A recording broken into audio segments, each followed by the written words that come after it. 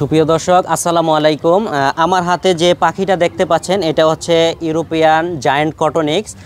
এই পাখিটার বিশেষত্ব হচ্ছে ও ডানা থাকার সত্ত্বেও এই দেখেন উঠতে পারে না। আরেকটা বিশেষত্ব গুণ হচ্ছে ওই পাখিটা আপনার 500 গ্রাম ওজন হয়। আমার হাতে যে পাখিটা দেখতে পাচ্ছেন এই যে দেখেন এটার ওজন প্রায় আমার হাতে যে পাখিটা দেখতে পাচ্ছেন এটার ওজন প্রায় 400 গ্রাম প্লাস। তো এইটার বয়স এখন হচ্ছে আপনার প্রায় 2 মাসের মতো। আমরা লেয়ার ফিডটা দিচ্ছি। যদি এটাকে আমরা ব্রয়লার ফিড দিতাম তাহলে এটা প্রায় 500 গ্রাম প্লাস হয়ে যেত।